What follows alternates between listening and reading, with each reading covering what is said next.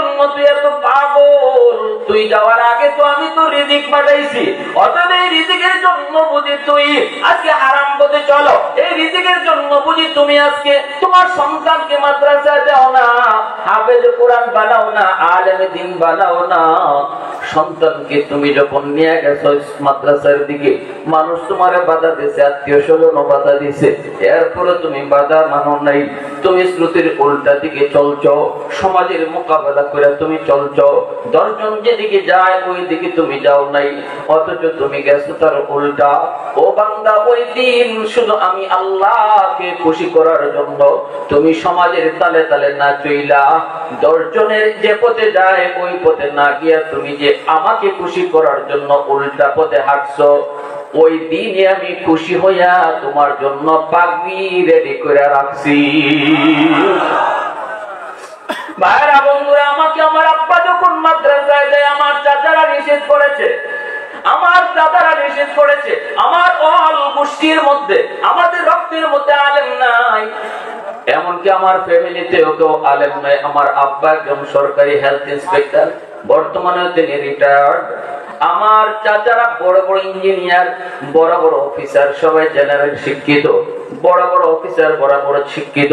এমনকি আমার ইমিডিয়েট আপন ছোট ভাই, সেও তো ঢাকা ইউনিভার্সিটি থেকে সে আইন বিভাগে মাস্টার্স কমপ্লিট করে, বর্তমানে সে একজন সচিব, আইন উপদেষ্টার সচিব। আওয়ামী লীগ আমলেও সে সচিব ছিল। আলহামদুলিল্লাহ, তার পিছনের ব্যাকগ্রাউন্ডে কোন ধরনের লাল কালি নেই, আলহামদুলিল্লাহ। কারণ আমার বাবা একটা কথাই শুধু বলতেন, আমার জমি জমার প্রয়োজন নাই, আমার সম্পদের প্রয়োজন নাই, আমার মূল সম্পদ হলো আমার সন্তান, আমার সম্পদ হলো আমার সন্তান। এজন্য সবাই ওই লাইনে। আব্বা যখন আমাকে মাদ্রাসায় দেন, আমার চাচারা নিষেধ করেছিল, সন্তানটাই ছেলেটারে মাদ্রাসায় দিও না, বরং ব্রেন তার ভালো, স্কুলে পড়লে পরে অনেক বড় অফিসার হবে, অনেক বড় কিছু হবে। কিন্তু আমার আব্বা বলেছেন, আমি মাদ্রাসায় দিব কি দিব না এটা আমার বলার প্রয়োজন নাই, আমার সন্তানদের জিগাও, সে স্কুলে পড়বে না মাদ্রাসায় পড়বে। চাচারা যখন জিজ্ঞেস করেছে, বাবা একটু বলো তো, তুমি স্কুলে পড়বা না মাদ্রাসায় পড়বা? কিন্তু আমার আব্বা ওই আমি কথা বলা শিকার পর থেকেই শুধু মাদ্রাসা মাদ্রাসা মাদ্রাসা মাদ্রাসা বলতেন, বিধায় মাদ্রাসার মহব্বত আমার দিলে শিশুকালেই ঢুকে গেছে। শিশু বয়সে আব্বা আমার মাহফিলে নিয়ে যাইতেন, বড় বড় উলামায়ে কেরামের চেহারা দেখাইতেন, উলামায়ে কেরামের সাথে আব্বা মুসাফা করাইতেন, মাদ্রাসা দিয়া আব্বা নিজে হাঁটানতেন, আর বলতেন, বাবা তোমার আব্বা আলেম হতে পারে নাই, হাফেজ কোরআন হতে পারে নাই, কিন্তু দিলের ভিতরে বড় তামান্না হাসরের ময়দানে একজন আলেমের বাবা হিসাবে আল্লাহর কাছে পরিচয় দিতে চাই। কারণ কিয়ামতের ময়দানে শুনেছি উলামায়ে কেরামের জবানে আল্লাহ ডাক দিব, কই হাফেজ সাহেবের আব্বা, কই হাফেজ কোরআনের আব্বা, কই মুফতি সাহেবের আব্বা, কই আলেমে দ্বীনের আব্বা। এইভাবে আল্লাহ ডাক দিব দুনিয়ার সমস্ত হাসরবাসী মানুষকে, দুনিয়ার মানুষকে আল্লাহ হাসরের ময়দানে নাম ধরে ডাক দিব, জান্নাতি মানুষ আল্লাহ নাম ধরে ডাক দিব, ওই আব্দুর রহমান, ওই আব্দুল জব্বার, ওই আব্দুল গফফার, ওই তোমরা। কিন্তু একজন হাফেজ সাহেবের মা, হাফেজে কোরআনের বাবা, আলেমের মা বাবাকে আল্লাহ পাক হাসরের ময়দানে নাম ধরে ডাক দিবে না। আমার নবী কয়, কোরআনের ইজ্জতের খাতিরে আল্লাহ কইব, দুনিয়াতে তোমারে মানুষে ডাকছে ও মুফতি সাহেবের আব্বা, ও হাফেজ সাহেবের আব্বা, আজ হাসরের ময়দানে আমি আল্লাহ তোমার হাফেজ সাহেবের আব্বা কইয়াই ডাক দিলাম। আল্লাহু আকবার,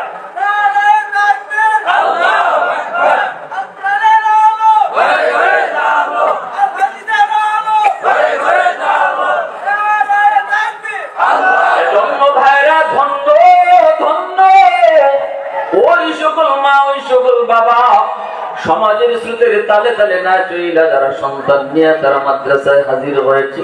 ভাইরা আমার চাচারা নিষেধ করার পরও আমার আব্বা যখন মাদ্রাসায় দিলেন, মাদ্রাসায় দেওয়ার পর মাদ্রাসায় পড়ালেখা করলাম।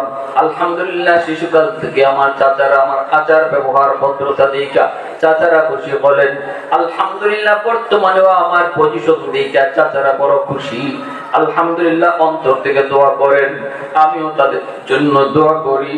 এমনকি আমার ভাই বর্তমানেও যে সচিব, আইন উপদেষ্টার সচিব, এরপরও বলুন তো দেখি এত বড় পাওয়ারফুল ব্যক্তি হওয়ার পরও দেশের কয়জন মানুষই চেনে? কিন্তু আলেম হওয়ার কারণে, আপনাদের সামনে দুই কথা বলার তৌফিক আল্লাহ দেওয়ার কারণে আজকে হাজারো মানুষের দোয়া নিতেছি, দোয়া দিতেছি। তাহলে তো মাদ্রাসায় দিলে কখনো বাপ মা ঠকে না, ঠিক কিনা? নিয়তটা সহি করো বাবা। আল্লাহ কাছে যুগের বাণী বলে আল্লাহ বান্দা মন্ত্রী হইলেই তুমি সন্তান হাফেজ বানাইতে পারবা না, পয়সা হইলে হাফেজ বানাইতে পারবা না, ক্ষমতার বলে হাফেজ বানাইতে পারবা না। হাফেজ যদি বানাইতে হয় তুমি বাবা, তুমি মা, দিলটা আমি আল্লাহ দেখবো। কিভাবে আমার কাছে চাও, কেমনে তুমি কান্দো আমি দেখবো। শুধু তোমার দিলটা দেখা, তোমার চোখের পানিটা দেখা। যদি তুমি রিকশাওয়ালা হও তবুও তোমার সন্তানের সিনায় আমি আল্লাহ কোরআন আমানত রাখবো। शाखों की लचक में बेक़दा का तकल्लुम, यासीन से मौला ने कभी उनको पुकारा, यासीन से मौला ने कभी उनको पुकारा, हामीम कभी और कभी तासीन इशारा, ये रमज़ कुछ आशिक़ माशूक़ के माबैन, समझाए जिन्हें खल्क़ों में एक सरवर कौनैन। मोहब्बतेर साथे अल्प समय जिकिर करी, সবাই একটু একসাথে আওয়াজ দিয়ে লা ইলাহা ইল্লাল্লাহ, লা ইলাহা ইল্লাল্লাহ, লা ইলাহা ইল্লাল্লাহ, লা ইলাহা ইল্লাল্লাহ, লা ইলাহা ইল্লাল্লাহ, লা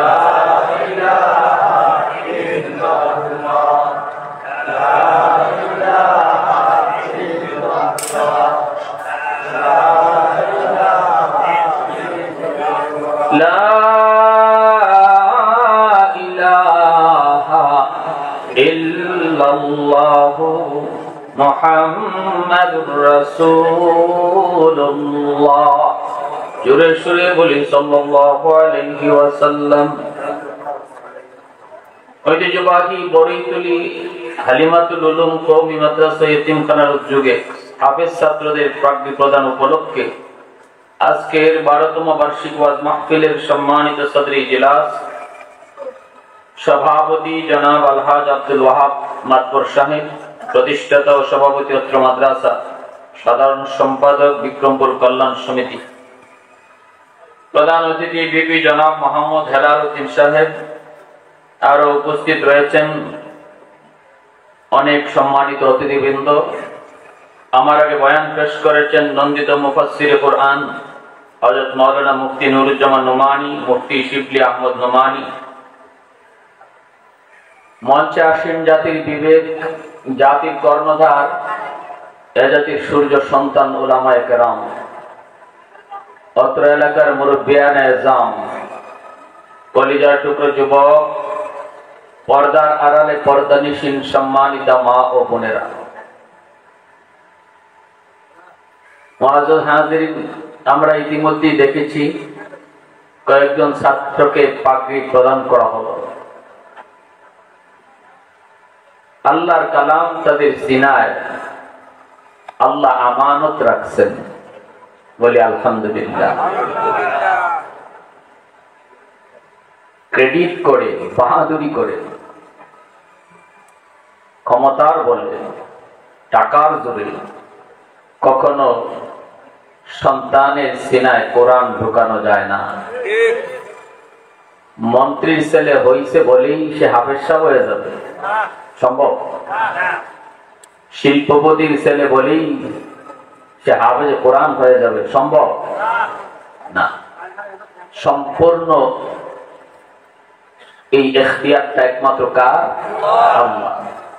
আল্লাহ তার কালামকে কার সিনায় আমানত রাখবেন, এটা আল্লাহর একান্তই নিজস্ব সিদ্ধান্ত।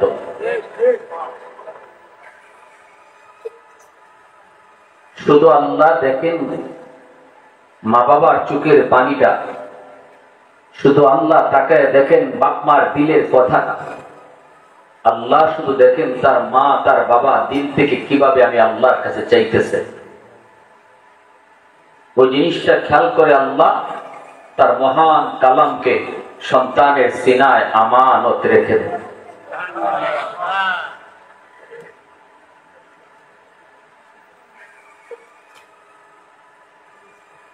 ثم أورثنا الكتاب الذين اصطفينا من عبادنا।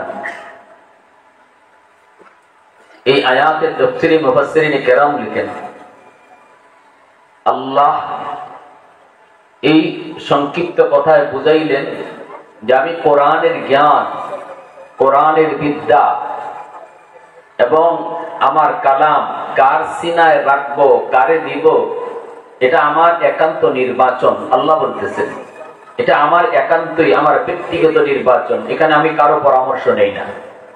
সুবহানাল্লাহ। আল্লাহ বলেন আমি কারো পরামর্শ নেই না, আমি এটা আমারই একান্ত। যেমন ভাবে বাবারা যদি অসুবিধা হয় মাদ্রাসা চলে যাও, যাও রেস্ট নেও, রেস্ট নেওয়াটাই ভালো। কারণ চোখের সামনে একটু কথা বললে আমার সমস্যা হবে। বাসায় যাও বাবা, বাসায় যাও, যাও।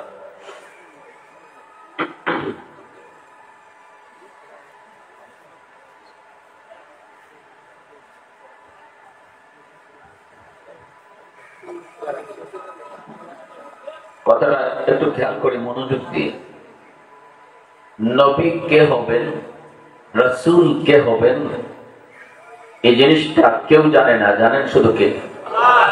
নবী বানান কে, রাসূল বানান কে? এক্ষেত্রে কোনো বুটাবুটি আছে যে যে বেশি বুট পাইব হে নবী বা রাসূল, এরকম কিছু না। আল্লাহ পাক বলেন নবী বা রাসূল এটা যেমন ভাবে শুধু আমার ইখতিয়ার, আমি যারে পছন্দ করি তারে রাসূল বানাই, আমি যারে পছন্দ করি তারে নবী বানাই, আমলের সাথেও সম্পর্ক না। খুব বেশি আমল তার, এজন্য তারই নবী বানাইতে হবে, আল্লাহ বলেন না, এমনও বিষয়টা না। আমল করে করে করে করে করে করে একজন মানুষ আল্লাহর কুতুব হতে পারে, আল্লাহর ওলি হতে পারে, বাট নবী হওয়া যায় না। নবী হতে গেলে একমাত্রই আল্লাহর নিজস্ব ইখতিয়ার এবং আল্লাহর মায়ার নজর, আল্লাহর একান্তই সিদ্ধান্ত। আব্দুল কাদের জিলানী হওয়া যাবে, মঈনুদ্দিন চিশতি হওয়া যাবে, এখনো সুযোগ রয়েছে, এখনো এই দরজা আল্লাহ ওপেন রেখেছে। মঈনুদ্দিন চিশতির দরজা আল্লাহ বন্ধ করে নেই, আব্দুল কাদের জিলানীর দরজা আল্লাহ বন্ধ করে নেই। আজও আব্দুল কাদের জিলানীর মতো জিলানী, চিশতির মতো চিশতি আল্লাহ জন্ম দিতে পারে, হইতে পারে, এটা সম্ভব, অবশ্যই সম্ভব। কিন্তু কোন নবী হওয়া সম্ভব না, কারণ আমলের জোরে নবী হওয়া যায় না, ওলি হওয়া যায়। নবী কে হয়? আল্লাহ যারে চায় তারই নবী বানায়। ঠিক তেমনি আল্লাহ পাক বলেন আমার হাজারো কোটি কোটি বান্দা বান্দির ভিতরে যার দিকে আমার নজর করব তারই আমি হাফেজ বানাই, যার দিকে আমি আল্লাহর নজর করব তারই আলেম বানাবো।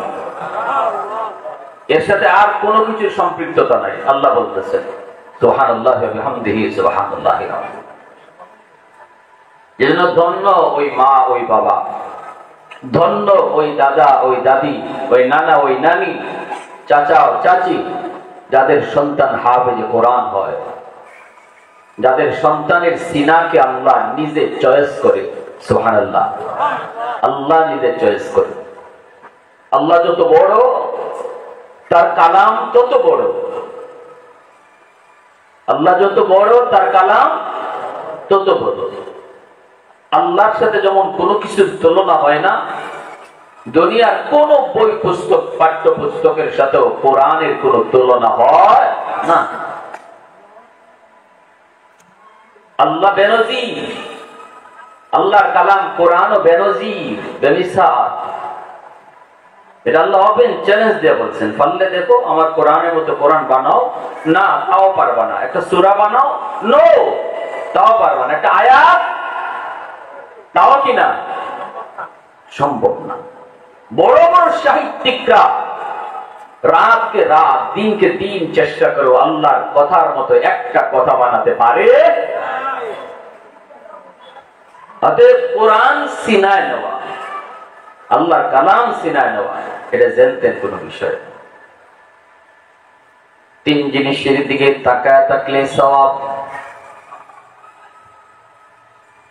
খানায়ে কাবা আল্লাহর ঘর, খানায়ে কাবার দিকে তাকায় থাকলে শুধু সওয়াব আর সওয়াব। একজন মানুষ যদি আল্লাহর ঘর খানায়ে কাবা তাওয়াফ না করে, তাওয়াফ করছে, এরপরে তাওয়াফ করে দাঁড়ায় রইছে, আল্লাহর ঘর খানায়ে কাবার দিকে তাকায় রইছে, হাদিস শরীফ আল্লাহর নবী রহমতের নবী বলেন, আল্লাহ পাক রব্বুল আলামিন যতক্ষণ সে আল্লাহর ঘরের দিকে তাকায় থাকলো ততক্ষণ তার আমল নামায় নফল বন্দেগীর সওয়াব। দুই নম্বর হলো মা বাবার চেহারার দিকে তাকায় থাকা। সন্তান যদি মা বাবার চেহারার দিকে মায়ার নজরে তাকায় রে যুবক, আল্লাহ বলেন, আল্লাহর নবী রহমতের নবী বলেন, মা মিন ওয়ালাদিন ইয়ানজুরু ইলা ওয়ালিদাইহি নযরা রাহমাতিন ইল্লা কাতাবাল্লাহু লাহু বিকুল্লি নাযরাতিন হাজ্জাতাম মাবরুরা। নবীজি বলেন, কোন সন্তান যদি বাবার চেহারার দিকে মায়ার নজরে তাকায়, যতক্ষণ তাকায় থাকলো ততক্ষণ তার আমল নামায় আল্লাহ পাক কবুল হজের সওয়াব আল্লাহ দান করে। লক্ষ লক্ষ টাকা ব্যয় করে কেউ হজ করলো, লক্ষ লক্ষ টাকা ব্যয় করে কেউ উমরায় গেল, কবুল হবে কি হবে না কোনো গ্যারান্টি নাই। কবুল হলো কি হলো না কোনো গ্যারান্টি নাই। নানা নিয়তের ভিতরে যদি ভেজাল, কবুল হবে না হজ। টাকার ভিতরে যদি ভেজাল, কবুল হবে না তার হজ। কোটি কোটি টাকা ব্যয় করলে কবুল হবে গ্যারান্টি নাই। কিন্তু রহমতের নবী বলেন, সন্তান যদি মার বাবার চেহারা দিকে মার নজরে তাকায়, আল্লাহ পাক গ্যারান্টি দিয়া কয় তার আমল নামায় কবুল হজের সওয়াব আল্লাহ দান করবে। তিন নম্বর হলো আল্লাহর কালাম। আল্লাহর কালাম কোরআনুল কারীম। কেউ যদি কোরআন পড়তে পারে সওয়াব, কোরআন যদি কেউ বুঝতে পারে তাও তো সওয়াব। কিন্তু যদি আল্লাহর কোন বান্দা কোরআন পড়তে পারে না, পড়তে শিখতেছে মাত্র, কিন্তু আল্লাহর কালাম কেউ পড়তেছে, পাশে বসে বসে আল্লাহর কালাম শুনতেছে আর আল্লাহর কালাম দেখতেছে, এমনকি কেউ পড়তেছে এটা যদি নাও শুনে, শুধু কোরআন বের কইরা আল্লাহর কালামের দিকে নজর করে বসে থাকে, আল্লাহ পাক রব্বুল আলামিন যতক্ষণ আল্লাহর কালামের দিকে তাকায় থাকলো ততক্ষণ তার আমল নামায় নফল বন্দেগীর সওয়াব দেওয়া হয়। একটু আওয়াজ দিয়ে কও না সুবহানাল্লাহ। আরো জোরে সুবহানাল্লাহ। মুসলমানের আওয়াজে আল্লাহু আকবার। আরো জোরে আল্লাহু আকবার। তাহলে আল্লাহর কালামের দিকে তাকায় থাকলে সওয়াব। আল্লাহর কালাম দারুল উলুম দেওবন্দের দীর্ঘদিনের মুহতামিম, 30 বছর যিনি মুহতামিম ছিলেন, কারি তৈয়ব সাহেব রাহিমাহুল্লাহ, হাকিমুল ইসলাম কারি তৈয়ব সাহেব রাহিমাহুল্লাহ, তিনি তার বক্তব্যে বয়ানের ভিতরে বলছেন, এমনকি তিনি খুতুবাতে হাকিমুল ইসলামের ভিতরেও লিখছেন। কি লিখছেন? তিনি বলেন, আমি মাদ্রাসার দপ্তরে বসা, ওই অবস্থায় খবর আসলো ওই আমাদের চর এলাকার একজন মানুষ মারা গেছে। ওই মানুষটারে কবরে রাখার পর তার কবর থেকে জান্নাতি সুঘ্রাণ বের হইতেছে এবং ওই যে কবর থেকে জান্নাতি নূর চারদিক চমকাইতেছে। মানুষজন সবাই দলে দলে যাইতেছে। আমিও কৌতূহল নিয়ে বের হলাম, আমিও দেখার জন্য দৌড়ে কবরের কাছে আসলাম। আইসা আমি দেখি পুরা এলাকাটা নূরে নুরানি হয়ে গেছে। কাছে গেলাম, যাই আমি কবরের কাছে যাইতে এমন এক সুঘ্রাণ পেয়েছি। ওরে দুনিয়ার মানুষ, মক্কা মদিনার আতর সুঘ্রাণ কত কিছুই না আমি দেখেছি, কিন্তু ওই ঘ্রাণ আমার নাকে লাগার পর আমার 100 কিন্তু হয়ে গেছে। এটা দুনিয়ার কোনো আতর নয়, এটা দুনিয়ার কোনো সুগন্ধিও নয়। এই সুঘ্রাণটা হলো জান্নাতি সুঘ্রাণ। দুনিয়ার থাকতে আল্লাহ তার কবরটারে জান্নাতের বাগান বানায় দিল। কবরের আলোতে চারদিক আলোকিত হয়ে গেল, কবরের সুঘ্রাণের চতুর্দিক মোহিত হয়ে গেল। আমি দ্রুত গেলাম তার বাড়িতে খবর নেওয়ার জন্য। লোকটা কি এমন আমল করতো জানার জন্য পর্দার ভিতর থেকে তার বিবিকে ডাক দিয়ে বললাম, মা ও মা একটু আল্লাহ তো সহজে তার ওলিদের, আল্লাহ তার ওলিদের উলায়তের বুজুর্গি আল্লাহ পাক জীবদ্দশায় প্রকাশ করতে চায় না, মরার পরেও আল্লাহ প্রকাশ করে না। কিন্তু বিশেষ বিশেষ ব্যক্তির আল্লাহ পাক ওই কারামতটা প্রকাশ করে না। কি এমন তোমার স্বামী আমল করতে একটু আমার একটু শোনাও। বিবি সাহেব পর্দার ভিতর থেকে ডাক দেখো, হুজুর বেশি আমল তো মনে পড়ে না, তবে যতদূর মনে পড়ে 5 ওয়াক্ত নামাজের পর আমার স্বামী ওই যে তাকের উপরে একখান কোরআনুল কারীম, এই কোরআন কেনা বস্তু নিতে পেছালো। এই কোরআনটাই হলো আমার স্বামীর। প্রতি 5 ওয়াক্ত নামাজের পরে আমার স্বামী কোরআন নিয়ে বসত। আমার স্বামী কোরআন তেলাওয়াত জানতো না গো হুজুর, আমার স্বামী কোরআন তেলাওয়াত জানতো না, কিন্তু তেলাওয়াত করতে পারতো না বিদায় চোখের পানি জরা জরা কাঁদতো।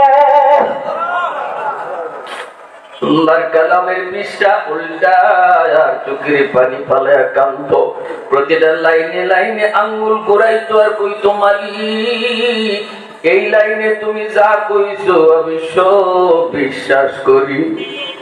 দ্বিতীয় লাইনে আঙ্গুল ঘুরাইতো আর কইতো, মালিক পড়া জানি না, আমি জানি না তুমি এখানে কিটা কইছো। ও মালিক কি কইছো আমি বুঝি না, জানি না, কারণ আমি উম্মি, আমি কোরআন পড়া জানি না। আল্লাহ কিন্তু বিশ্বাস করি এই লাইনেও তুমি যা কইছো আমি বিশ্বাস করি। এই কথাগুলি কইতো আর চোখের পানি বালাইতো, কথা কইতো আর চোখের পানি বালাইতো। এই কথা বলতেই হাকিমুল ইসলাম বলেন, আমি তাকের উপর থেকে কোরআন খানা নামাইলাম, কোরআন খানা নামাই আমি কোরআন খানা বের করলাম। ওই বের করে তাকায় দেখি ওরে দুনিয়ার মানুষ, প্রতিটা লাইনের নিচে তার আঙ্গুলের দাগ এখনো স্পষ্ট রয়েছে। প্রতিটা লাইনের নিচে জীবনে কতবার যে আঙ্গুল ঘুরাইছে ঠিক নাই, এজন্য আঙ্গুলের ছাপ প্রতিটা লাইনের নিচে পড়ে গেছে, এবং কতবার কত পৃষ্ঠায় চোখের পানি পড়েছে আল্লাহ জানে। প্রতিটা জায়গায় চোখের পানির দাগ এখনো রয়ে গেছে। সুবহানাল্লাহ, আর একটু জোরে সুবহানাল্লাহ, মুসলমানের আওয়াজে সুবহানাল্লাহ, আরো জোরে আল্লাহু আকবার। আলহামদুলিল্লাহ কাদ্দারা খাইরাও ওয়া কাবালা, আলহামদুলিল্লাহ কাদ্দারা খাইরাও ওয়া কাবালা, والشكر لمن صور حسنا وجمالا، فرد صمد عن صفة خلق بريء، رب أزلي خلق الخلق كمالا، لا ضد ولا ند ولا حد لمولاه، লা জিদ্দা ওয়ালা নিদ্দা ওয়ালা হাদ্দা লিমাওলা আল-আনা কামা কানা ওয়ালাম ইয়ালকা যাওয়ালা আল-আনা কামা কানা ওয়ালাম ইয়ালকা যাওয়ালা। মুসলমানের আওয়াজে কও আল্লাহু আকবার। তাহলে বলুন তো দেখি আল্লাহর কালাম দেখলেও সওয়াব আছে না নাই? আল্লাহর কালাম দেখলেও সওয়াব, আল্লাহর কালাম দেখলেও সওয়াব, আল্লাহর কালাম শুনলেও সওয়াব। এত দাবি কারণ আল্লাহ যত বড় তার কালাম তত বড়। এজন্যই কোরআন যারা সিনায় ঢুকে সেও মানুষের ভিতরে সবচেয়ে বড়। মেম্বারের দাম বড় নয়, হাফেজে কোরআনের দাম বড়। চেয়ারম্যানের দাম বড় নয়, একজন হাফেজে কোরআনের দাম বড়। কারণ হাফেজ সাহেবের দাম বাড়াইছে কে? আল্লাহর কালাম। ঠিক না জোরে কও। ছোট্ট বাবু হাফেজে কোরআন, চেয়ারম্যান সাহেব যদি আল্লাহর কালামের মর্যাদা বুঝেন, এমপি সাহেব যদি আল্লাহর কালামের মর্যাদা জানে আর বুঝি, কখনো সে একজন হাফেজ একজন আলেমকে পাশে বৈশা কখনো বেয়াদবি করবে না, বরং সম্মানের চেয়ারটা একজন ছোট্ট বাবু হাফেজ কোরআনকে দিবে। এজন্য আল্লাহ পাক কয় ওয়া নুনাজ্জিলু মিনাল কুরআন মা হুয়া শিফাউন ওয়া রাহমাতুল লিল মুমিনিন। আল্লাহ পাক কই জানোনি কোরআন আমি কেন নাজিল করেছি? আমি আল্লাহ কোরআন নাজিল করেছি তোমাদের জন্য শিফা বানাইয়া। আমি কোরআন নাজিল করেছি তোমাদের জন্য রহমত বানাইয়া। অতএব কোরআন জমিনে যতদিন থাকবে ততদিন জমিনে আসমান থেকে রহমত নাজিল হবে। কোরআন যেদিন জমিনে থাকবে না আল্লাহ কয় রহমতের দরজা বন্ধ হয়ে যাবে। অতএব জমিনে যতদিন কোরআনের শিক্ষা চলবে, জমিনে যতদিন হাফেজে কোরআন চলবে, যতদিন বাপ মা সন্তানকে হাফেজ বানাবে, যতদিন সন্তানকে বাপ মা আলেম বানাবে, আল্লাহ কয় আসমান থেকে রহমতের বাড়ি দ্বারাও জারি থাকবে। যেদিন থেকে মানুষ মাদ্রাসা থেকে মুখ ফিরিয়ে নিবে, সন্তানকে কোরআন থেকে মুখ ফিরিয়ে নিবে, ওই দিন আল্লাহ নিজে কয় আমি আল্লাহ বলতেছি রহমতের দরজা বন্ধ। আর গাছ থেকে ফুল হবে না, ফল হবে না, জমিন থেকে আর ফসল হবে না, নদী থেকে আর মাছ মিলবে না, সূর্য আর তোমাকে আলো দেবে না, না আর দিন দেখবে না আর রাত দেখবে না। যেদিন মানুষ কোরআনের কদর ছেড়ে দিবে আল্লাহ তো আমি রহমতের ধারা বন্ধ করে দিব। জোরে বলি সুবহানাল্লাহ। এই জমিনে সূর্য উঠে, এই জমিনে সূর্য ডুবে কোরআনের উসিলায়। আরেকটু জোরে কও ঠিক কিনা? আল্লাহ পাক রব্বুল আলামিন পরিষ্কার কোরআনে জানায়া দিলেন ওয়া নুনাজ্জিলু মিনাল কুরআন মা হুয়া শিফাউন ওয়া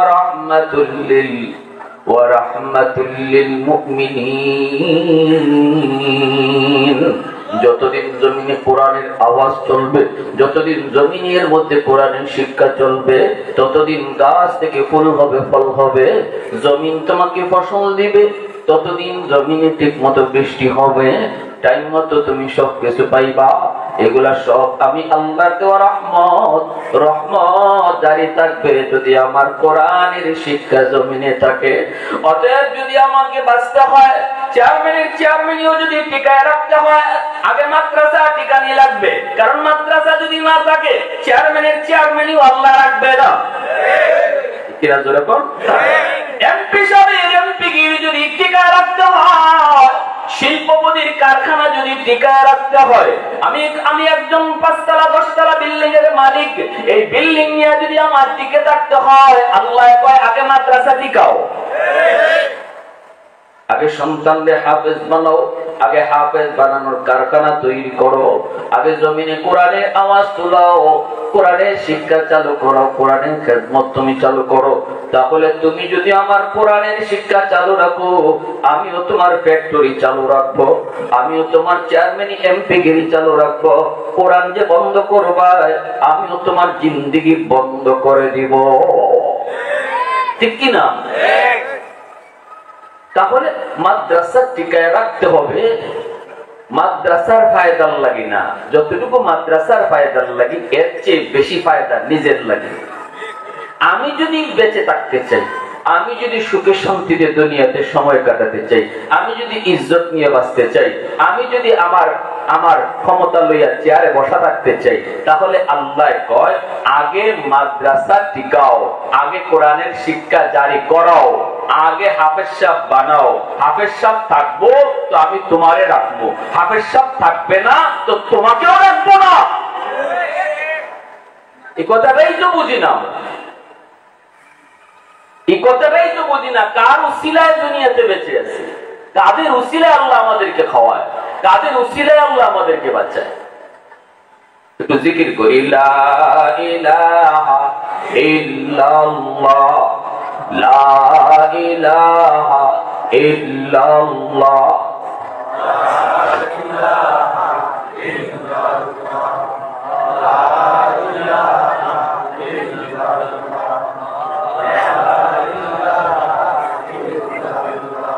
আওয়াজ দিয়া মোহাব্বতের সাথে লা ইলাহা ইল্লাল্লাহ, লা ইলাহা ইল্লাল্লাহ,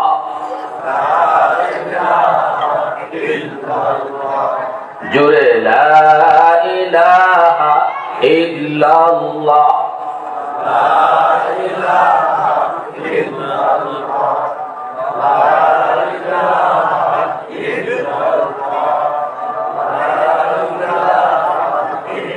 লা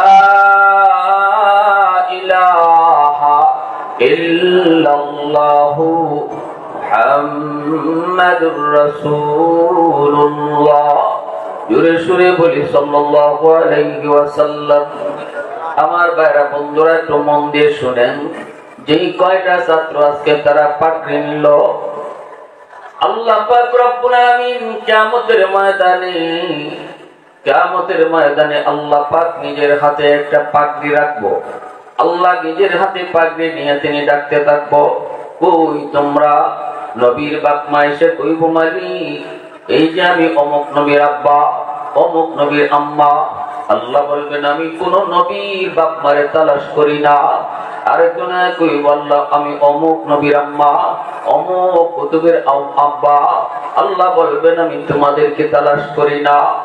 হাদিস শরীফে নবী বলেন, কিন্তু একজন হাফেজ কোরআনের মা, একজন হাফেজ কোরআনের বাবা আয়েশা কইব, মালিক আমি তো অমুক হাফেজ সাহেবের আব্বা, অমুক হাফেজ সাহেবের আম্মা। আল্লাহ বলবেন আমি তো তোমাকেই খুঁজতেছি। কিয়ামতের ময়দানে আল্লাহ নিজের হাতে পাগড়ি পরাবেন।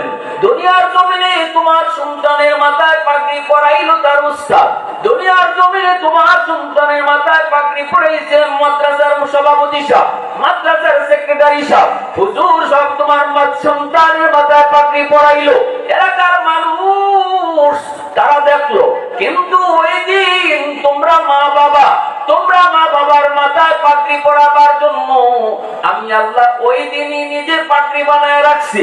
ওই দিন তোমার সন্তানের মাথায় পাগড়ি পরাইছে, হুজুর সভাপতি সেক্রেটারি মানুষ দেখছে। আজ হাসরের ময়দানে আমি আল্লাহ তোমরা বাম্মার মাথায় পাগড়ি পরাইবো, আর দেখবে হাসরের ময়দানের সব নবী পয়গম্বর। কেন মালিক, কেন এত দাম, এত সম্মান? কারণ কোন দুনিয়ার জগতে তোমার সন্তানকে নিয়ে যখন তুমি মাদ্রাসার দিকে যাও, এলাকার মানুষ তোমার যাওয়াটা ভালো চোখে দেখে নাই। সমাজের মানুষজন সবাই চলতেছিল স্কুল কলেজের দিকে। 100টা ছেলের মধ্যে 90টা ছেলেই গেছে স্কুল কলেজের দিকে। তুমি মা, তুমি বাবা সন্তান নিয়ে রওনা দিছো মাদ্রাসার দিকে। মানুষেরা কত করে তোমাকে বলছে মাদ্রাসায় পোলাটারে দিও না, মাদ্রাসায় দিলে পরে কোনো সার্টিফিকেট পাবে না, না না কোনো চাকরি পাবে না, না কেমনে চলবে, কেমনে খাবে, কেমনে পালবে, বেবি বাচ্চা কেমনে চালাবে। কত কিছুই না তোমাকে কইছে, কত কিছুই না তোমারে শোনাইছে। এরপরও তোমরা তাদের কথায় কান দাও নাই। একটাই তোমরা বলেছো, রিজিক দেওয়ার মালিককে আল্লাহ। আওয়াজ দেয়া কাউকে, কারণ বান্দারে তুই দুনিয়া আসার আগে আমি আল্লাহ তোর রিজিক পাঠিয়ে দিছি রে বান্দা। এই রিজিকের জন্য তুই হারাম পথে চলবি না। কারণ তুই যখন মায়ের পেট থেকে দুনিয়াতে দুনিয়াতে যাওয়ার আগে তোমার মায়ের বুকে আমি আল্লাহ তোমার জন্য রিজিক পাঠাইয়া দিছি। তোমার মার বুকে দুধ পাঠাইছে তোমার রিজিক।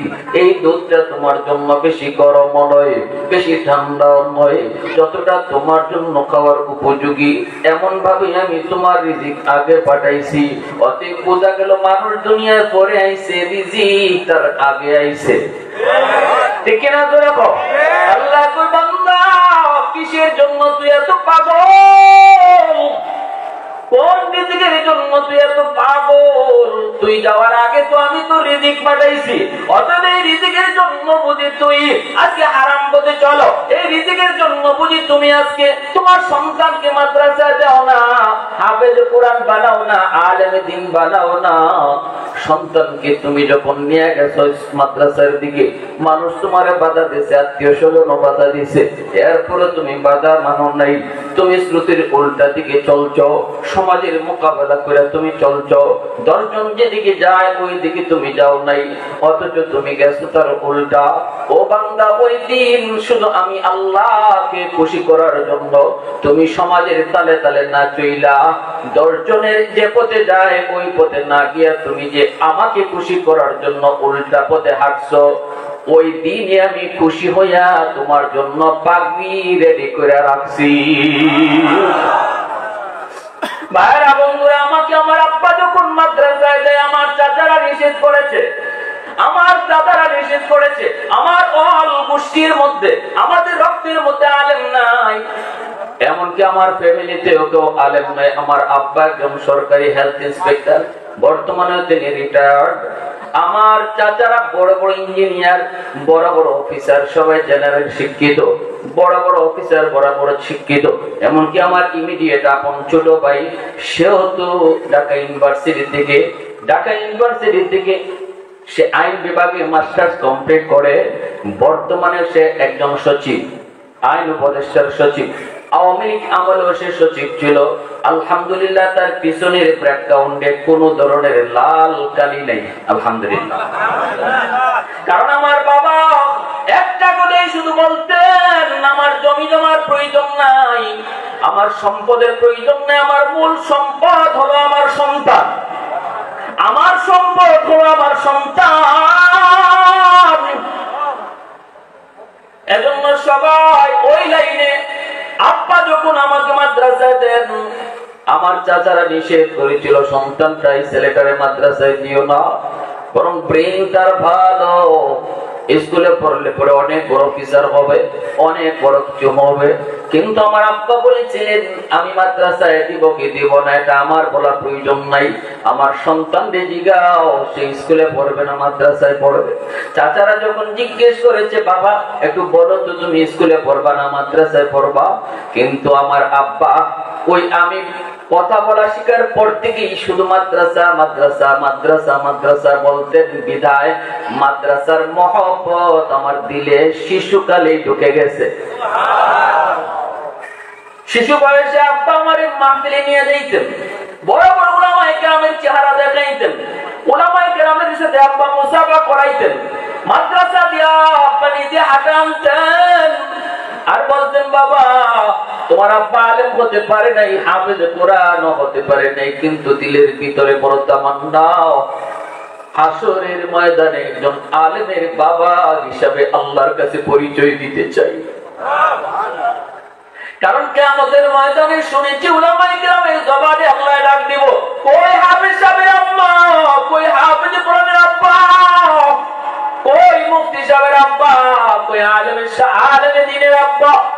এইভাবে আল্লাহ ডাক দিব দুনিয়ার সমস্ত হাসরবাসী মানুষকে, দুনিয়ার মানুষকে আল্লাহ হাসরের ময়দানে নাম ধরে ডাক দিব, জান্নাতি মানুষ আল্লাহ নাম ধরে ডাক দিব, ওই আব্দুর রহমান, ওই আব্দুল জব্বার, ওই আব্দুল গফফার, ওই তোমরা। কিন্তু একজন হাফেজ সাহেবের মা, হাফেজে কোরআনের বাবা, আলেমের মা বাবাকে আল্লাহ পাক হাসরের ময়দানে নাম ধরে ডাক দিবে না। আমার নবী কয় কোরআনের ইজ্জতের খাতিরে আল্লাহ কইব দুনিয়াতে তোমারে মানুষে ডাকছে ও মুফতি সাহেবের আব্বা, ও হাফেজ সাহেবের আব্বা, আজ হাসরের ময়দানে আমি আল্লাহ তোমার হাফেজ সাহেবের আব্বা কুইয়াই ডাক দিলাম। আল্লাহু আকবার, নারায়ে তাকবীর, আল্লাহু আকবার, আপনারে আলো, ঘরে ঘরে আলো, আফাদিদের আলো, ঘরে ঘরে আলো, নারায়ে তাকবীর, আল্লাহ। এজন্য ভাইরা ধন্য ধন্য ওই সকল মা, ওই সকল বাবা সমাজের স্রোতের তালে তালে না চইলা যারা সন্তান নিয়ে তারা মাদ্রাসায় হাজির হয়েছে। ভাইরা আমার চাচারা নিষেধ করার পরও আমার আব্বা যখন মাদ্রাসায় দিলেন, মাদ্রাসায় দেওয়ার পর মাদ্রাসায় পড়ালেখা করলাম। আলহামদুলিল্লাহ শিশুকাল থেকে আমার চাচারা আমার আচার ব্যবহার ভদ্রতা দেখা চাচারা খুশি হলেন। আলহামদুলিল্লাহ বর্তমানেও আমার পজিশন দেখা চাচারা বড় খুশি। আলহামদুলিল্লাহ অন্তর থেকে দোয়া করেন, আমিও তাদের জন্য দোয়া করি। এমনকি আমার ভাই বর্তমানেও যে সচিব, আইন উপদেষ্টার সচিব, এরপরও বলুন তো দেখি এত বড় পাওয়ারফুল ব্যক্তি হওয়ার পরও দেশের কয়জন মানুষই চেনে? কিন্তু আলেম হওয়ার কারণে আপনাদের সামনে দুই কথা বলার তৌফিক আল্লাহ দেওয়ার কারণে আজকে হাজারো মানুষের দোয়া নিতেছি, দোয়া দিতেছি। তাহলে তো মাদ্রাসায় দিলে কখনো বাপ মা ঠকে না, ঠিক কিনা? নিয়তটা সহি করো বাবা। আল্লাহর কাছে যুগের বাণী বলে কান্দো, আল্লাহ কয় বান্দা মন্ত্রী হইলেই তুমি সন্তান হাফেজ বানাইতে পারবা না, পয়সাওয়ালা হইলেই হাফেজ বানাইতে পারবা না, ক্ষমতার বলে হাফেজ বানাইতে পারবা না। হাফেজ যদি বানাইতে হয় তুমি বাবা, তুমি মা, দিলটা আমি আল্লাহ দেখবো। কিভাবে আমার কাছে চাও, কেমনে তুমি কান্দো আমি দেখবো। শুধু তোমার দিলটা দেখা, তোমার চোখের পানিটা দেখা। যদি তুমি রিকশাওয়ালা হও তবুও তোমার সন্তানের সিনায় আমি আল্লাহ কোরআন আমানত রাখবো, ঠিক কিনা ভাই? জোরে বল। এজন্য ভাইরা বন্ধুরা, যদি হাফেজে কোরআন সন্তানদের বানাও, আলেমে দ্বীন বানাও, দুনিয়া একদিন এসেছি একদিন থাকবো না, এটাই তো চির সত্য কথা। একদিন এসেছি আর একদিন চলে যাব। আসার সময় এসেছি একা একা, যাবার সময়ও একা একা গো মা। এসেছো স্বামীর করে রঙিন শাড়ি পরে, যেদিন বের হবে সেদিন কিন্তু সাদা শাড়ি পরিরা। কেউ তোমার সঙ্গে যাবে না, রহমতের নবী কই কেউ যাবে না। মৃত্যুর পর কিছু মানুষ তোমার জানাজা থেকে ফিরে আসবে, কিছু মানুষ তোমার কবর পর্যন্ত যাবে, এরপরে আর কেউ থাকবে না, সবাই চলে আসবে। থাকবে শুধু তোমার নেক আমল, থাকবে শুধু সন্তানকে কি বানায় গেছো, থাকবে শুধু সন্তানকে হাফেজ যদি বানায় যাও, আলেম দ্বীন বানায় যাও।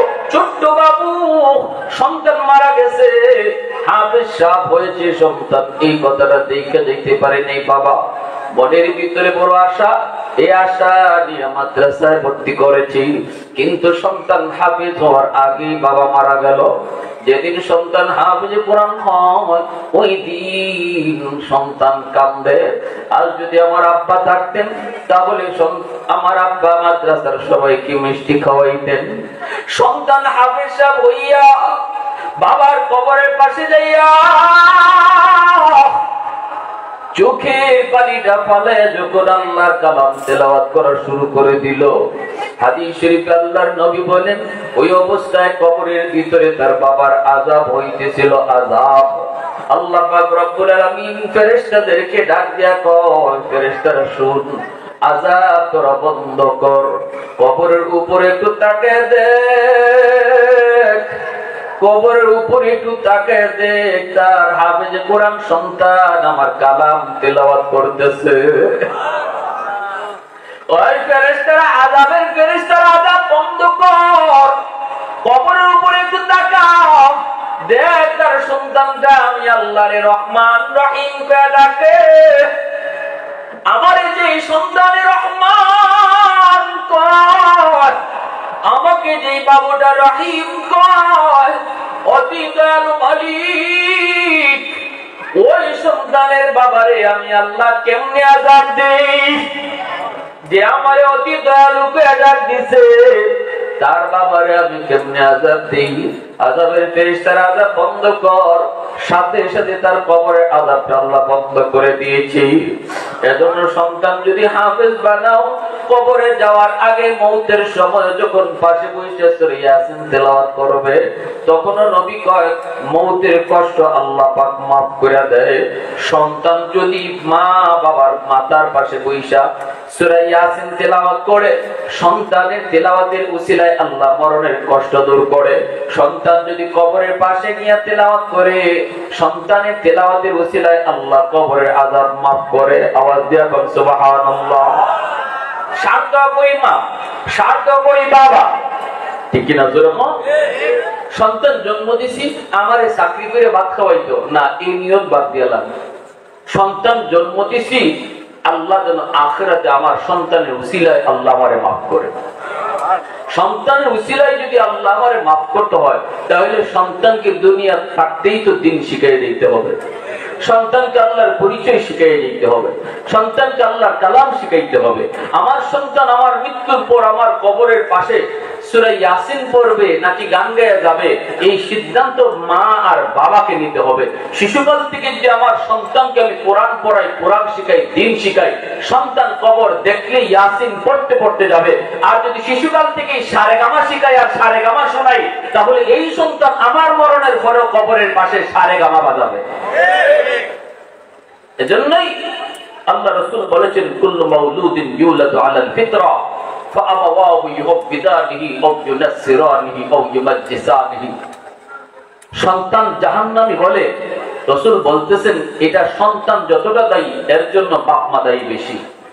আল্লাহর নবীর হাদিস বলতেছি, আপনারা আমার উপরে কষ্ট নিয়েন না, কইেন না যে হুজুর এই কথা কি কইলো, আমরা কি কম চেষ্টা করি? না, কম চেষ্টা করেন না, বেশি চেষ্টা করেন, এটা পরে, এটা ব্যাখ্যা পরে। কিন্তু রাসূলের হাদিস কানা শোনেন। রাসূল বলেন দুনিয়ার সকল সন্তান দুনিয়াতে আসবার সময় আল্লাহর ওলি হয়ে আসে। সুবহানাল্লাহ বলে বলেন। সব সন্তান দুনিয়াতে যখন আসে আল্লাহ রাসূল বলেন সে আল্লাহর ওলি হয়ে আসে। মঈনুদ্দিন চিশতি যেমন আল্লাহর ওলি, আমার সন্তানও মঈনুদ্দিন চিশতির মতো ওলি হয়ে হয়। আব্দুল কাদের জিলানী যেমন আল্লাহর ওলি, আমার সন্তানও জিলানী হয়ে দুনিয়াতে আসছে। এইভাবে সকল সন্তান রাসূল বলেছেন আব্দুল কাদের জিলানী, মঈনুদ্দিন চিশতির মতো বড় বড় বুজুর্গ, বড় বড় আল্লাহর ওলি হয়ে দুনিয়াতে আসে। বলি এরপরে তার এই বুজুর্গি যায় কই, এরপরে তার এই বিলায়াত কোথায় যায়? রাসূল বলেন ফাআবাওয়াহু, তার মা তার বাবা ইউহাব্বিদানিহি ইহুদি বানায়, ইউনাসসিরানিহি নাসারা বানায়, ইউমাজ্জিসানিহি তার মজুসি বানায়। আল্লাহ রাসূল বলেছেন তার বাপ মার সিদ্ধান্তের কারণে এই সন্তানের বুজুর্গি নষ্ট হয়, এই সন্তানের বিলায়াত নষ্ট হয় বাপ মার ভুল সিদ্ধান্তের কারণে। কারণ সে এসেছে আল্লাহরে যেমন চিন্না, এমন চিন্নেই সে কবরে যাইতো। যেমন এসেছে জিলানির মতো ওলি হইয়া, কবরও যাইতো জিলানির মতো ওলি হইয়া। মাঝখানে তার সময়টাকে পরিবর্তন করে দেয়। রাসূল বলেছেন এক নম্বরে তার দায়ী তার বাপ মা। বাপ মার ভুল সিদ্ধান্তের কারণে তার এই বুজুর্গি নষ্ট হয়, তার এই পরিবেশ, তার পরিবেশ পায় না। দুনিয়া আসে ওলি হইয়া, ঘরে আইসা দেখে মায় টেলিভিশন দেখে, সন্তান টেলিভিশন দেখে তার বুজুর্গি নষ্ট করছে। ঘরে আইসা দেখে মা বেপরদায় চলে, মার বেপরদা দেখে সন্তানের বুজুর্গি নষ্ট হচ্ছে। ঘরে দুনিয়াতে আইসা দেখে বাবা না বেনামাজি, নামাজ সারা হাঁটে, নামাজ না পড়া চলে। বাপ্পার নামাজ না পড়ার এই দৃশ্য আর এই কালচার এর বদ আসর সন্তানের উপরে পড়ে। আমার সন্তান তো নামাজি হইয়া দুনিয়াতে এসেছিল, বেনামাজি বানাইছে আমি মা, বেনামাজি বানাইছে আমি বাবা। নিজে বেনামাজি হওয়ার কারণে এর বদ আসর আমার নামাজি সন্তানের উপরে গিয়ে পড়ছে। এই হলো আল্লাহ নবীর হাদিসের মর্ম। আল্লাহ রাসূল সাল্লাল্লাহু আলাইহি ওয়াসাল্লাম বলেছেন এরপরে শোনো, এরপরে তুমি তোমার সন্তানকে কোন পরিবেশে লেখাপড়া করাইবা, এটাও বাপ মার সিদ্ধান্ত সঠিক হতে হবে।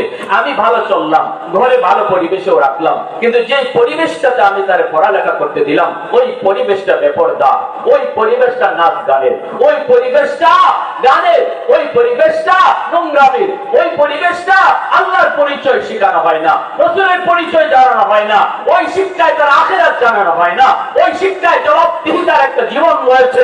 মরণের পরে এই শিক্ষা তার কলিজায় দেওয়া হয় না।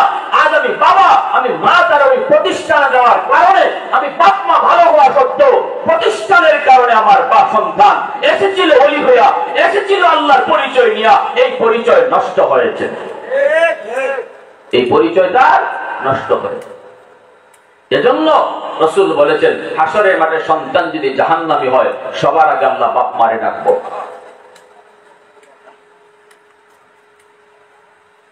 আল্লাহ বাপ মারে ডাকন লাগতো না, সন্তান নিজেই আল্লাহর হুকুম, আল্লাহ আমার আব্বা মারে আনো। কোরআনের এক আয়াত দিয়ে দলিল দিচ্ছি। আল্লাহ বলেন রব্বানা আতিহিম দিফাইন মিনাল আযাব ওয়ালআনহুম লানান কাবীরা। আল্লাহ পাক রব্বুল আলামিন যখন বলবেন বান্দা তুই বেনামাজি কেন হইলি, কেন তুই সুদখোর ঘুষখোর হইলি, কেন তুই হারামখোর হইলি একটু ক, তখন সন্তান কইব মালিক আমার মা আমার বাবারে একটু ডাকো, এই বাপ মার কারণে আজকে আমার বুজুর্গি নষ্ট হয়েছে, আজ আমি হালাল পথ চিনলাম না, হারাম পথে চললাম। আমাকে যে জায়গায় পড়ানো হয়েছে গো মালিক আমি তো চিনতাম না, জানতাম না, আমার বাবা আমার মার সিদ্ধান্তই ছিল আমার জীবনে ফাইনাল। আমি তো ছোট মানুষ, আমার কোনো সিদ্ধান্ত তখন ছিল না, সিদ্ধান্ত ছিল আমার মার, সিদ্ধান্ত ছিল বাবার। ওই পরিবেশে থাকার কারণে আমি নামাজ শিখি নাই, ওই পরিবেশে পড়ালেখা করার কারণে আমি হালাল হারাম বুঝি নাই, শুধু কেমনে টাকা কামাই করতে ওই বইটা শিখছি, কেমনে বড় লোক হওয়া যাবে এটাই শুধু চিনছি, কিন্তু কোনটা হালাল কোনটা হারাম এটা বোঝাই নাই, চিনাই নাই। কেন আমার মা আমাকে এমন প্রতিষ্ঠানে পড়ালেখা করাইলো, এমন শিক্ষায় শিক্ষিত করলো, এজন্য আমার মাকে ডাকো আমার বাবারে ডাকো। তখন বাপ মারে আল্লাহ হাজির করার পর নবীজি কয় ওই বাপ মার ঘাড়ে পাড়া দিয়া জাহান্নামে পড়ার লাগি আল্লাহ অর্ডার দিয়া কইব তোর মা বাবার ঘাড়ে পা দিয়া তুই জাহান্নামে যা। নাউযুবিল্লাহ। এত আদরের সন্তান, এত কলিজার সন্তান, এই সন্তান ও মা বাবাকে আসামি বানায় দিব। যেই সন্তানের কারণে আমি দিনকে রাত বানাইলাম, যেই সন্তানের কারণে সে শরীরে রক্ত পানি করলাম, ভালো কাপড় নিজে পরি নাই, ঈদের দিনে সিরা লঙ্গি পরেছি, ঈদের দিনে পুরাতন কাপড় আমি পরেছি, কিন্তু সন্তানকে নতুন কাপড় পরাইয়া আমি ঈদগাহে নিয়ে গেছি। কিন্তু ওই সন্তানকেই যদি আমি আল্লাহর পরিচয় ভালো করে না শিখাই, না জানাই, কিয়ামতের ময়দানে হাসরের মাঠে আল্লাহর সামনে বাপ মারে আসামি বানাইয়া নিজে বাঁচার চেষ্টা করব। কিয়ামতের ময়দান কেউ কারো আপন নয় যুবক, কেউ কারো আপন নয়। সন্তান মার পরিচয় দিতে চাইবে না, মা সন্তানের পরিচয় দিতে চাইবে না, সবাই চাইবে কে কারে বিপদে ফেলায় ব্যস্ত। সন্তানের দোষ দিব বাপমার, বাপমার দোষ দিব সন্তানের, ভাইয়ের দোষ দিব ভাইয়ের, বোনদের দোষ দিব ভাইয়ের, ভাইয়ের দোষ দিব বোনের, এইভাবে স্বামীর দোষ দিব স্ত্রীর, স্ত্রীর দোষ দিব স্বামীর। কেউ কারো দরদি হবে না, কেউ কারো প্রতি বিন্দু পরিমাণ দরদার মায়াও দেখাবে না। আল্লাহ পাক বলে ইয়াউমা ইয়াফিরুল মারউ মিন আখিহি ওয়া উম্মিহি ওয়া আবিহি ওয়া সাহিবাতিহি ওয়া বানিহি লিকুল্লি ইমরিইন মিনহুম ইয়াউমা ইযিন শাআনুন ইউগনি। এজন্য আল্লাহ পাক রব্বুল আলামিন পরিষ্কার জানাই দিয়েছে যেই সন্তানের জন্য আজকে তুমি দিনকে রাত বানাও, শরীরকে শরীরে রক্ত পানি করো, কিয়ামতের মাঠে এই সন্তানকে তোমার বাদী বানায়ও না, বাদী বানায়ও না। দুনিয়াতে শিশুকালটা অন্তত তারে আল্লাহর পরিচয়টা শেখাও। এজন্যই আমরা আপনাদেরকে নসিহত করি 5টা বছর মিনিমাম মাদ্রাসায় পড়া, 5টা বছর মিনিমাম মাদ্রাসায় পড়া। শিশুকালটা হলো আমার সন্তানের জীবনের মূল ফাউন্ডেশন। চারা গাছে পানি যদি দেওয়া হয় তাহলে গাছ মোটা হয়, চারা গাছে যদি পানি দেওয়া না হয় বড় হলে পরে পানি দেওয়া কোনো লাভ হয় না। শিশুকালটা হলো মানুষের জীবনের ফাউন্ডেশন। এই সময়টাতে আল্লাহর পরিচয় তারে ভালো করে শিখাও। 5টা বছর তারে নুরানি মাদ্রাসায় পড়ান। এরপরে যদি ডাক্তার বানাইতে চান, ইঞ্জিনিয়ার বানাইতে চান, আমরা নিষেধ করব না, কিন্তু বলবো মিনিমাম 5টা বছর তারে মাদ্রাসায় পড়ায়া দিলের ভিতরে আল্লাহর পরিচয় ঢুকান, কোরআনের মহব্বত তার অন্তরে ঢুকায়া দেন, নামাজের প্রতি দরদ, আখিরাতের পরিচয় তার কলিজায় ঢুকায়া দেন। এরপরে যদি সে ডাক্তারও হয়, ইঞ্জিনিয়ারও হয়, ডাকাত হবে না, জনগণের সম্পদ মাইরা খাইবে না, কারণ শিশুকালে তার দিলে কোরআন ঢুকায় দেওয়া হয়েছে। কালভার্ট বানাইতে গিয়া, ব্রিজ বানাইতে গিয়া রড না দিয়া বাঁশ দিছে, এমনও নদীর বাংলাদেশে আসেনি না নাই? আসেনি না নাই? অসংখ্য অগণিত রয়েছে, অসংখ্য অগণিত রয়েছে। কেন? কারণ হলো সে শুধু টেহা কেমনে কামাই করা লাগবে এটা শিখছে, হালাল হারাম তারে শেখানো হয়। ঠিক না ভাই?